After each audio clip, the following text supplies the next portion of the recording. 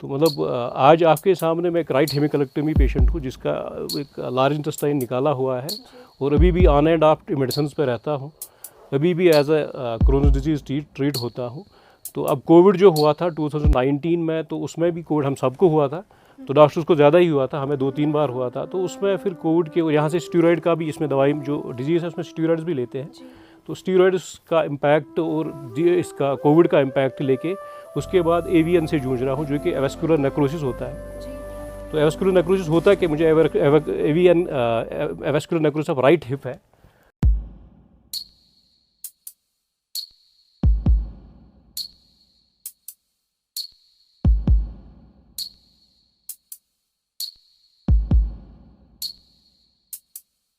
आपको बताऊंगा, मैं जहाँ स्टडी पंजाब में लुधियाना में कर रहा था मेडिकल कॉलेज में, वहाँ आई का चेकअप करने के लिए गया मैं। तो वहाँ बहुत सीनियर डॉक्टर थे, मुझे उनका नाम नहीं पता। जब उन्होंने बताया आई चेकअप किया, तो फिर उन्होंने बताया कि आपने इस दुनिया में नहीं आना। मैं उसको डिटेल में नहीं डिस्कस करूँगा, कहाँ इस दुनिया में नहीं आना था, पर जो ऊपर वाला है, जो रब है, उसके कर्म से आप आए हो। तो कुछ चीज़ें कहा कि वो आए हो ऐसे।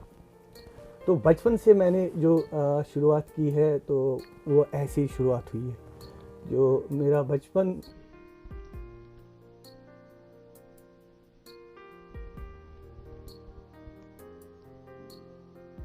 मेंटली इतना, मतलब मैं कहूँगा काबिल लोगों में मैं शामिल नहीं होता था, फिजिकली मेंटली।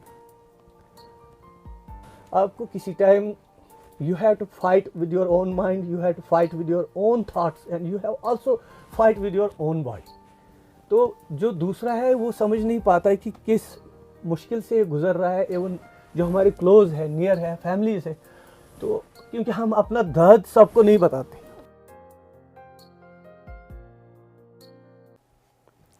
अस्सलाम वालेकुम, आदाब नाजरीन। 90.8 रेडियो राब्ता से मैं हूं आपके साथ आज महक, और आप हर रोज़ मुझे सुनते हैं रेडियो पे। एंड इनफैक्ट अभी जो है आप मुझे देख रहे हैं रेडियो राब्ता 90.8 के डिजिटल प्लेटफॉर्म्स पे। एंड यूँ तो जनाब डॉक्टर्स से आपने बीमारी के बारे में ज़रूर सुना होगा, लेकिन आज जो है आपकी मुलाकात हम उन 2 डॉक्टर से कराएंगे जो ख़ुद काफ़ी सारे हेल्थ इश्यूज़ को फेस कर चुके हैं एंड काफ़ी स्ट्रगल के बाद जो है उस बीमारी से जो है ये सेहतयाब होने में कामयाब हो चुके हैं। हमारे साथ आज डॉक्टर निसार है जो पीडियाट्रिशियन है, और हमारे साथ डॉक्टर हिलाल है जो मेडिकल ऑफिसर है जीएमसी अनंतनाग के। सर, आप दोनों का खैर मकदम है रेडियो राब्ता 90.8 पर, एंड बहुत बहुत शुक्रिया यहाँ पे आने के लिए, हमें अपना वक्त देने के लिए। सो डॉक्टर निसार, आपसे जानना चाहते हैं कि आप जो है आपकी हेल्थ इश्यूज़ के बारे में हमें कुछ बताएं। तो मैंने जो अपना मेडिकल का सफ़र स्टार्ट किया था वो 2003 से स्टार्ट किया था। तो उसमें जब मैं सेकेंड ईयर एमबीबीएस में था, तो 2004 में एग्ज़ाम के दौरान अचानक से मुझे पेट में दर्द हुआ था। तो चूँकि एग्ज़ाम का टेंशन था साथ में, तो मैंने उतना ध्यान नहीं दिया उस टाइम हेल्थ पे। तो लेकिन उल्टियाँ होने की वजह से मुझे हॉस्पिटल जाना ही पड़ा। तो जहाँ पे यूएसजी हुआ था उस टाइम, मुझे इतना याद है कि यूएसजी हुआ था। यूएसजी में उन्होंने बोला कि आपको एक यहाँ पे एक लंप सा है, एक मास सा लग रहा है, तो आप एक कोलोनोस्कोपी जाओ, जो कि एक इन्वेजिव प्रोसीजर होता है, जहाँ से जो कि एक पाइप डाली जाती है, जिसमें देखा जाता है कि अंतड़ियों में कोई डिफेक्ट तो नहीं है, कोई मसला तो नहीं है। लेकिन उस टाइम मैंने फिर एंटीबायोटिक लिए थे, कुछ दिन ठीक हुआ था एग्ज़ाम के लिए, ताकि एग्ज़ाम से पहले फारिग होकर फिर उसके बाद देखा जाएगा क्या है। तो वहाँ पे बस बहुत टेंशन होती है इन चीज़ों की, पहले एग्ज़ाम हो, बाकी चीज़ें देखेंगे। तो उसके बाद जब कोलोनोस्कोपी हुई, तो वहाँ पे जहाँ पे छोटी अंतड़ियाँ और बड़ी अंतड़ियाँ मिलती है, वहाँ पे कुछ उन्होंने पॉलिप से देखी, ग्रोथ थी, एक ग्रोथ हुई थी इंटेस्टाइन में अंदर से। तो उसकी बायोप्सी ली गई, जो कि नॉन स्पेसिफिक थी उस टाइम। पहले तो बोला था एक ट्यूमर है, एक किस्म का नॉन हॉजकिन्स लिम्फोमा है। तो फिर उसके बाद मैंने अलग जगहों पे उसकी बायोप्सी भेजी, जहाँ से आया कि नहीं, ये नॉन स्पेसिफिक कोलाइटिस है, एक इन्फेक्शन है आपका, जो कि पहले ट्यूबरकुलोसिस के तरीके से ट्रीट हुआ। तो 2008 तक ऐसे ही कभी नॉन स्पेसिफिक कोलाइटिस ट्रीट करके, तो कभी वो ट्रीट करके उसकी बायोप्सी मल्टीपल टाइम्स ली गई। तो ऑन एंड ऑफ एडमिशन होता रहा हॉस्पिटल में। तो उसके साथ साथ मेरा एमबीबीएस का कोर्स भी चलता रहा। तो एमबीबीएस पास करने के बाद एक बार इंटर्नशिप में मुझे लगा कि मैं चल नहीं पा रहा हूँ। तो सीटी स्कैन उस टाइम वहाँ पे डॉक्टर्स ने एडवाइस किया, जहाँ पे उन्होंने बोला कि आपको एक लोकलाइज्ड एब्सेस है, जिसका मतलब एक पस्सी जमा हो गई है आपके एक साइड में, जो लोकलाइज्ड है, जो फैला नहीं है। तो वो इलियप्सॉस मसल होती है टांग में, तो वहाँ तक पहुँच की ड्रेनेज थी। तो उस टाइम इमरजेंसी में दिल्ली गया, तो वहाँ पे गंगाराम में इमरजेंसी सर्जरी हुई, जिसमें जो लार्ज इंटेस्टाइन होता है, जो एक बड़ी अंतड़ी होती है, उसमें उसको हम राइट हेमिकोलेक्टमी बोलते हैं, आधा इंटेस्टाइन काटा गया, फिर नए से एनास्टोमोसिस दी गई उसकी, तो जो स्पेसिमेन लिया गया, जो वहाँ से इंटेस्टाइन का पीस लिया गया, जो आज तक भी अभी नॉन स्पेसिफिक है। नॉन स्पेसिफिक होता है कि अभी हमें भी नहीं पता ये क्या है। तो फिर उसमें क्वेरी रखी गई कि ये आईबीडी है। आईबीडी होती है एक्चुअली एक इन्फ्लेमेटरी बाउल डिजीज़ होती है, जिसमें अंतड़ियाँ आपकी सूज जाती है। तो उसमें दो किस्म होते हैं, एक शॉर्टली आप, क्योंकि इस टाइम मैं एज अ डॉक्टर का बात नहीं कर रहा हूँ, तो उसमें दो चीज़ें होती है। एक तो अल्सरेटिव कोलाइटिस होता है, जो कि आपके जो इंटेस्टाइन होते हैं उसमें छाले पड़ जाते हैं बहुत जगहों पे, जो कि ऑटोइम्यून डिजीज़ होती है। तो दूसरी एक होती है जिसको क्रोनस डिजीज़ बोलते हैं। क्रोनस में क्या होता है, वहाँ पे स्ट्रक्चर्स बन जाती है, आपकी जो इलास्टिटी ऑफ द इंटेस्टाइन होती है वो फाइब्रोटिक हो जाती है, उसमें इलास्टिटी उतनी अच्छी नहीं रहती है। तो वो बीच बीच में आपको ओब्स्ट्रक्टिव फीचर्स देती है, हल्का हल्का सा ओब्स्ट्रक्शन होता है इंटेस्टाइन में। तो जो कि उसको सिक प्लीजन्स बोलते हैं हम। तो हालांकि सिक प्लीजन था नहीं कहीं पर, तो मुझे on the basis of क्रोनस disease treat किया गया, तो जो कि एक लाइफ लॉन्ग डिजीज़ है, जो मुझे भी आज भी ऑन एंड ऑफ होती रहती है। तो दवाई चल रही है, बीच बीच में खाता रहता हूँ। खत्म होने का कोई ट्रीटमेंट इसमें एक्चुअली ये एक लाइफ लॉन्ग डिजीज़ है, जिसमें आप सिम्टम्स ट्रीट कर सकते हो, लेकिन डिजीज़ को ट्रीट नहीं कर सकते। तो इसमें आज मेडिसिन में बहुत एडवांस्ड है, लेकिन फिर भी ट्रीट नहीं होती है। इसमें आप सिम्टोमेटिकली पेशेंट को बेटर कर सकते हो, उसको सिम्टोमेटिकली ठीक रख सकते हो। तो लेकिन ये डिजीज़ आपके साथ जब तक आप हो, आपके साथ ही चलती रहेगी। तो इतनी सारी चीज़ें मुझे आज भी याद है। तो उसके बाद फिर मैंने एमडी क्वालिफाई की, फिर मैंने पीडियाट्रिक्स में एमडी किया जीएमसी श्रीनगर से। तो वहाँ का जो शेड्यूल होता है, जो ड्यूटी शेड्यूल होता है, बहुत टफ होता है। वहाँ पर आपको 14-15 नाइटें देनी होती है एक महीने में।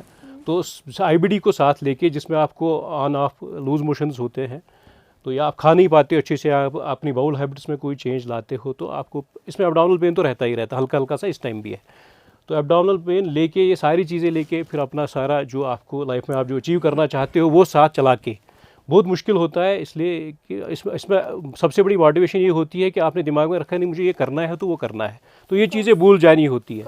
उसमें आपको जो भी ज़िंदगी में कोई भी डिजीज़ हो या किसी भी हालात से आप जूझ रहे हो, एक बार आप हल ढूंढते ना, ये चीज़ तो होनी है, तो मुझे इस चीज़ को लेके चलना है साथ में। तो फिर ये चीज़ लेके आगे बढ़ना होता है, न कि इसी चीज़ के बारे में सोचना होता है। तो मतलब आज आपके सामने मैं एक राइट हेमिकोलेक्टमी पेशेंट हूँ, जिसका एक लार्ज इंटेस्टाइन निकाला हुआ है, और अभी भी ऑन एंड ऑफ मेडिसिन पे रहता हूँ। अभी भी as a chronic disease treat होता हूँ। तो अब कोविड जो हुआ था 2019 में, तो उसमें भी कोविड हम सबको हुआ था, तो डॉक्टर्स को ज़्यादा ही हुआ था, हमें 2-3 बार हुआ था। तो उसमें फिर कोविड के यहाँ से स्टीरॉयड का भी, इसमें दवाई जो डिजीज़ है उसमें स्टीरॉयड्स भी लेते हैं। तो स्टीरॉयड्स का इम्पैक्ट और इसका कोविड का इम्पैक्ट लेके उसके बाद एवीएन से जूझ रहा हूँ, जो कि एवेस्कुलर नेक्रोसिस होता है। तो एवेस्कुलर नेक्रोसिस होता है कि मुझे AVN avascular necrosis of right hip है। तो उसमें जो आपकी वेसल्स होती है, छोटी छोटी कैपिलरीज होती है, जो कि पेरिफेरीज, जो बोन की पेरिफेरीज होती है, वहाँ तक सप्लाई करती है। उसमें आपको जैसे हार्ट अटैक आता है, क्लॉट हो जाता है, थ्रोम बन जाता है वेसल में, तो वहाँ पे ब्लड सप्लाई उस चीज़ की बंद हो जाती है। वैसे ही हड्डियों में भी छोटी वेसल्स होती है, जो किसी कोई उसकी एक वेसल अगर बंद हो जाती है, तो उस साइड जो जहाँ तक वो खून ले जाती है वो ब्लॉक हो जाती है। तो वो जहाँ खून नहीं दौड़ता है वो चीज़ तो डेड ही हो जाता है। तो एवेस्कुलर नेक्रोसिस इसी बात को बोलते हैं। तो उसमें जो अल्टीमेट ट्रीटमेंट होता है वो उसमें रिप्लेसमेंट ही करते हैं पूरा। जैसे हिप की अगर हो तो उसमें THR आता है, टोटल हिप रिप्लेसमेंट आता है। तो उस चीज़ को भी लेके आज अभी तक तो कुछ शुक्र है अल्लाह का कि अभी तक THR तक नहीं पहुंचा हूं, लेकिन एवेस्कुलर नेक्रोसिस भी साथ साथ में ट्रीट हो, जो भी वो भी सिर्फ THR के बगैर उसका कोई ट्रीटमेंट है नहीं, जैसे मेडिसिनली उसका कोई ट्रीटमेंट है नहीं। तो ये चीज़ें साथ लेके मैं ज़िंदगी में खुश हूँ, ये चीज़ें साथ लेके चल रहा हूँ।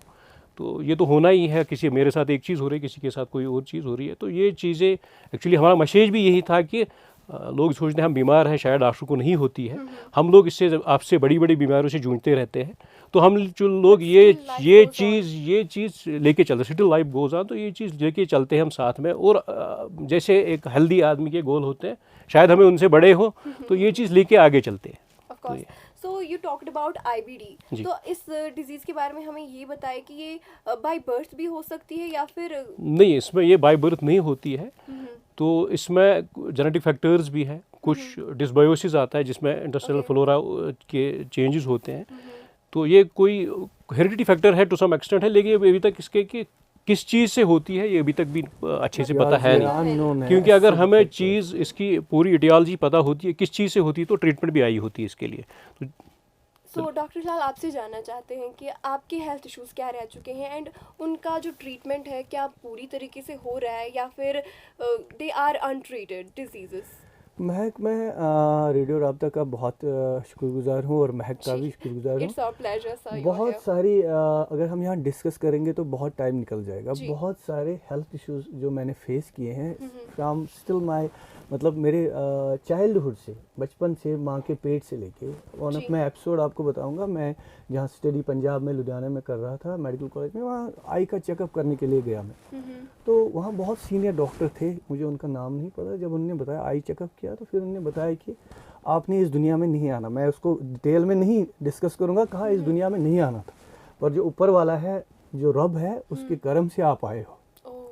तो कुछ चीज़ें कहा कि वो आए हो ऐसे। तो बचपन से मैंने जो शुरुआत की है तो वो ऐसी ही शुरुआत हुई है। जो मेरा बचपन मेंटली इतना, मतलब मैं कहूँगा काबिल लोगों में मैं शामिल नहीं होता, फिजिकली मेंटली,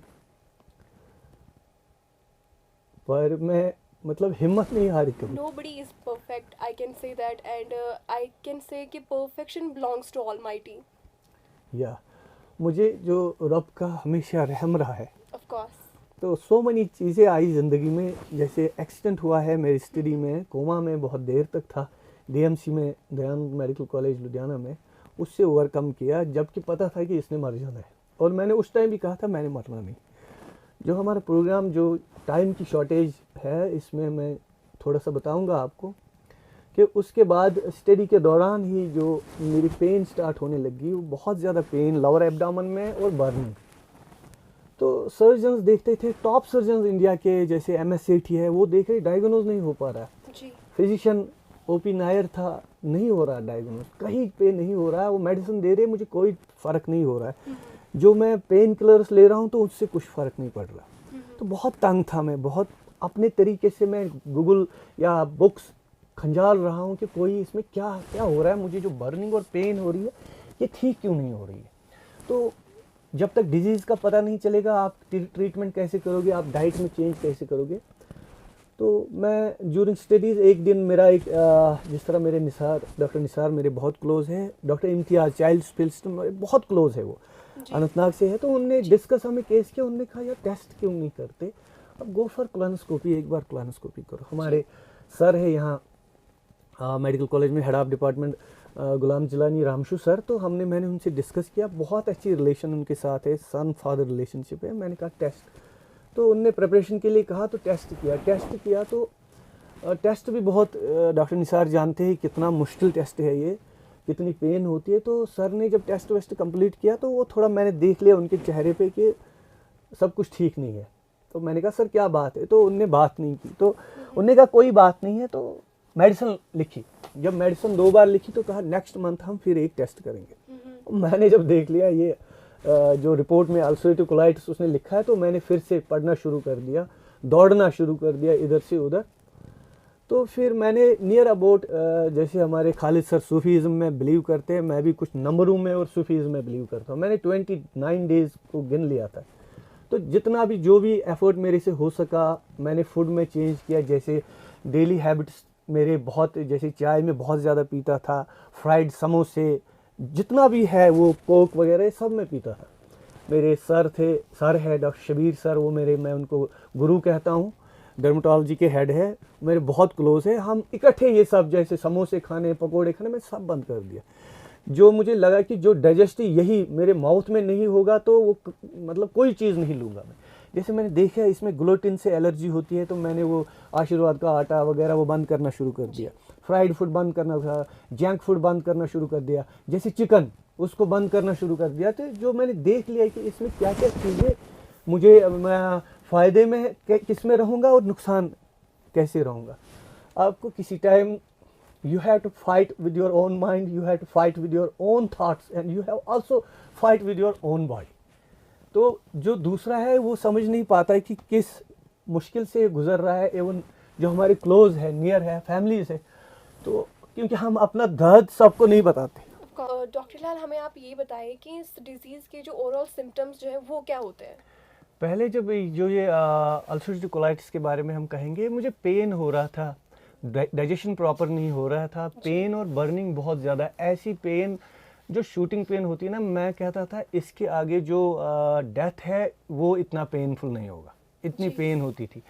तो कई डॉक्टर्स ने जैसे कहा कि कोई जैसे कई टेस्ट्स किए थे, तो सर्जन कंसल्ट किया, फिजिशियन कंसल्ट किया, तो टेस्ट में कुछ नहीं निकला जब तक मैंने कोलोनोस्कोपी नहीं की। So when did you came to know about this disease? This disease में 2017 में जब मैंने टेस्ट किया जीएमसी अनंतनाग में ही, तो तब तक मैं बाहर सब होके आया था।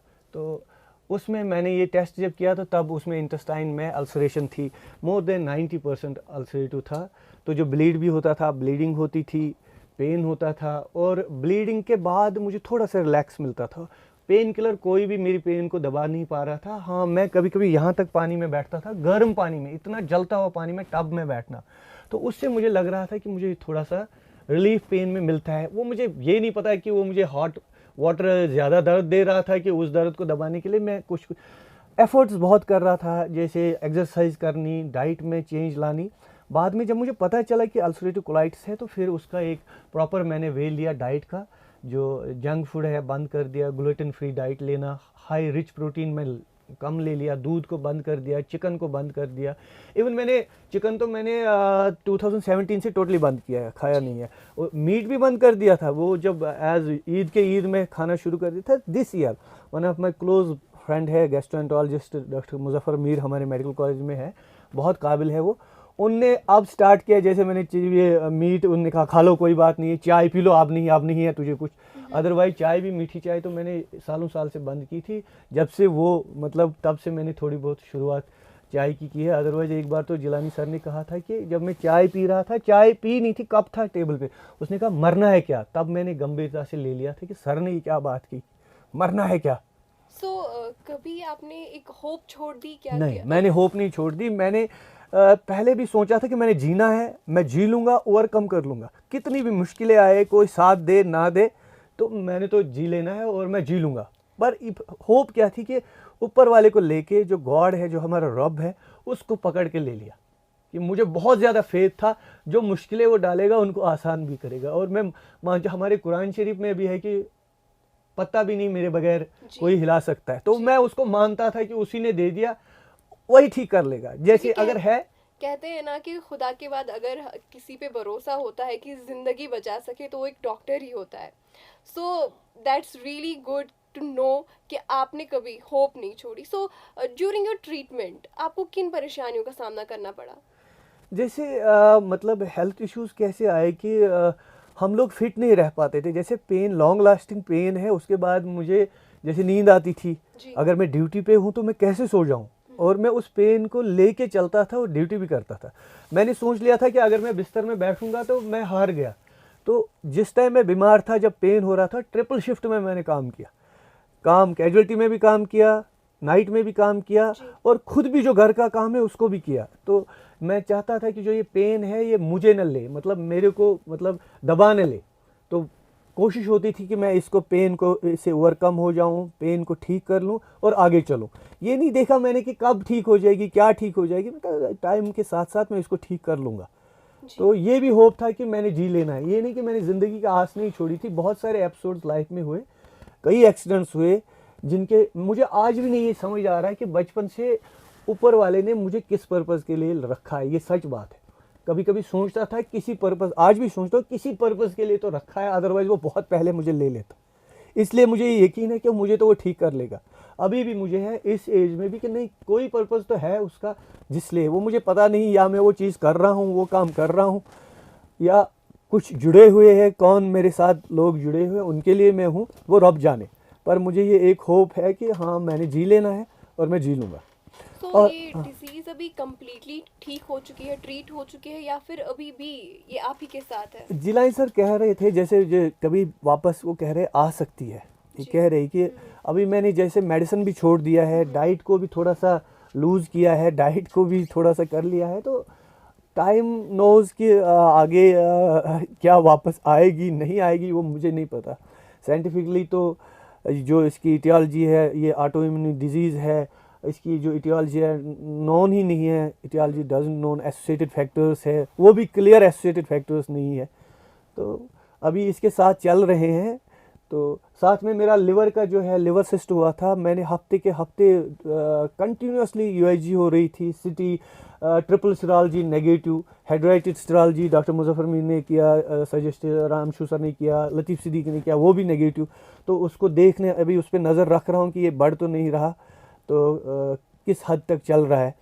तो ये भी बेसिक प्रॉब्लम से जूझ रहा हूँ। मैं फिजियोथेरेपी ले रहा हूँ सेशन आफ्टर रमज़ान में। अब फास्टिंग के बाद जो ये शवाल के 6 दिन है उसके बाद मैं एक्सरसाइज स्टार्ट करूँगा। One of the best physiotherapy centre है हमारे डिस्ट्रिक्ट हॉस्पिटल में, हमारे इस मेडिकल कॉलेज में, डिस्ट्रिक्ट में वन ऑफ द बेस्ट है। तो बहुत अच्छे डॉक्टर्स हैं, खुद मैं वहाँ 10-12 दिन से वो फिजियोथेरेपी ले रहा हूँ। तो इससे भी मुझे पता है हाँ मैं ओवरकम करूँगा। पेन कितनी होती थी और कभी मैं बैठा नहीं खड़ा रहा, जबकि जब कोई जैसे माय नियर डियर मेरे साथ होते थे, बहुत क्लोज मेरे साथ होते थे, उनको वो देख रहे थे कि लेग शेक क्यों कर रहा है, बैंड क्यों कर रहा है, पर उसको ये नहीं पता था कि दर्द ज़्यादा हो रहा था जिसके कारण मैं लेग शेक कर रहा हूँ या बैंड हो रहा हूँ।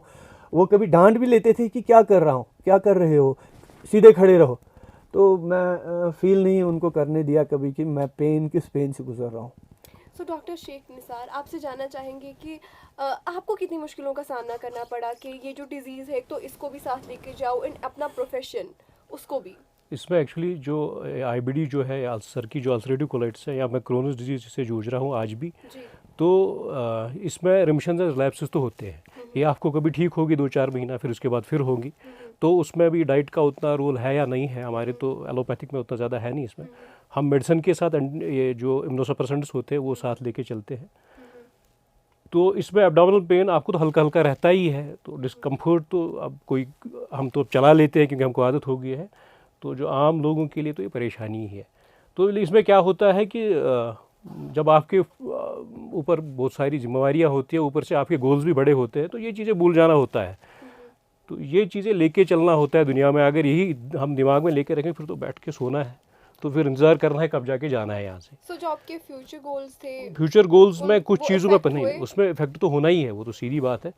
क्योंकि हमारे प्रोफेशन में हमें काम बहुत ज़्यादा होता है। जैसे मैंने रजिस्ट्रारशिप आदि छोड़ दी, तो बिकॉज एवीएन की वजह से जो एस्कुलर नेक्रोसिस ऑफ राइट हिप है, तो मैं ज़्यादा खड़ा नहीं रह पाता था, उसमें पेन होता था। तो मैंने 2 साल करके फिर छोड़ ही दिया।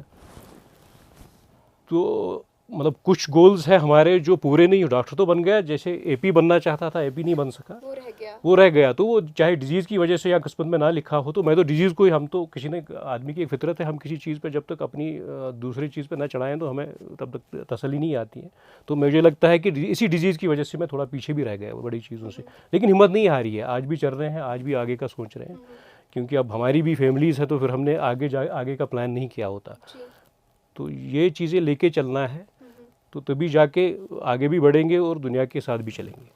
आम लोगों के लिए मैसेज ये है कि दुनिया में जो भी लोग आए हैं तो उनके साथ ये चीज़ें होनी है। तो ये चीज़ें आप दिमाग में बैठ के यही लेके चलोगे कि हमें बस ये है, हम नहीं कर पाएंगे, वो नहीं कर पाएंगे, ये नहीं कर पाएंगे। जब हम भी आपके जैसे आम लोग हैं, हम भी उतने ज़्यादा हम बोलेंगे कि हम जीनियस थे अपने टाइम के, वो भी नहीं थे। तो जब हम आगे चले हैं, जैसे चले हैं वैसे चले, अपना खाना खा रहे हैं, आप भी आगे। मुश्किलें सबके साथ आती है। तो आज तो वैसे हर कोई आदमी अपनी डिजीज़ लेके चलता, कुछ डायबिटीज़ से जूझ रहे हैं, जो भी नॉन कम्युनिकेबल डिजीज़ है, तो कुछ मैक्सिमम वो लेके चलते हैं आज। तो लेकिन ये चलना है साथ लेके, और दुनिया को भी चलाना है साथ। जी, बहुत बहुत शुक्रिया हमसे बात करने के लिए। सो आपकी क्या मैसेज रहेगी आम लोगों के लिए? मैं जो भी लोग बीमार है अपने सेहत का ख्याल रखे, अपने माँ बाप का, सोसाइटी का, रिश्तों का ख्याल रखे, और बाकी जो विल पावर है उसको जोड़ के रखे, एक फेथ रखे। कोई भी चीज़ जो क्या कहेंगे हम, नामुमकिन नहीं है या मुश्किल नहीं है। जब फेथ रखेंगे, उस पर काम करेंगे, तो जीत जाएंगे। सो बहुत बहुत शुक्रिया डॉक्टर साहब यहाँ पे आने के लिए, हमसे बात करने के लिए ऑन रेडियो राब्ता 90.8। सो ये थे हमारे साथ आज वो डॉक्टर्स जिन्होंने अपनी कहानी सुनाई कि ये भी इंसान है एंड इनके साथ भी हेल्थ इश्यूज हो सकते हैं, लेकिन एक उम्मीद का दामन कभी नहीं छोड़ना है। प्रॉब्लम्स तो सबके साथ आती हैं, लेकिन उन प्रॉब्लम्स को डील करना ये हमारे हाथ में है, right? Well, see you next time ऐसे किसी अमेजिंग एंड इंस्पायरिंग पर्सनैलिटी के साथ। Till then, this mic for now signing out. फी अमान अल्लाह।